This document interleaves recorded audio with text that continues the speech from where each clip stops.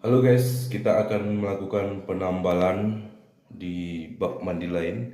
Ini kemarin itu nggak tahu orang yang nambal ini cuma setengah-setengah ditambah, nggak sampai pun setengah-setengah seperti ini.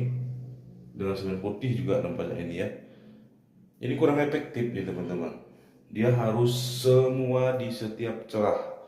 Di setiap celah harus ditambal. Begitu ya. Nggak boleh seperti ini, sikit-sikit. Nah, kita kan nggak tahu di mana penyebab kebocorannya.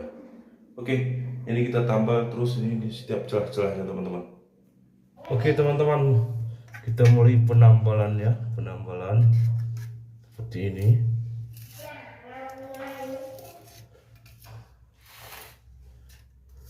Dan begitu seterusnya ya teman-teman ya.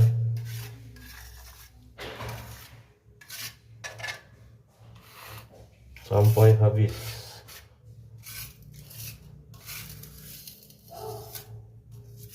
Sampai dengan selesai maksudnya. Oke, begitu dia teman-teman ya. Cara penambalannya seperti ini. Ya. Pokoknya sepandai-pandai teman lah. Paling kok tukang-tukang itu kan lebih rapi pengerjaannya ya.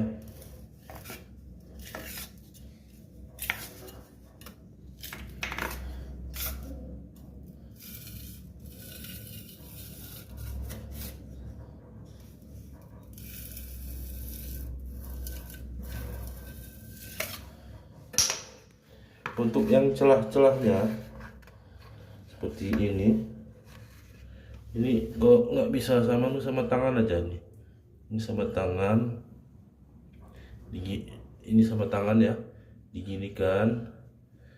Sorry teman-teman, kadang-kadang kamera ini tidak tepat sasaran karena rekaman sendiri, apa-apa sendiri, dan lain sebagainya. Ini.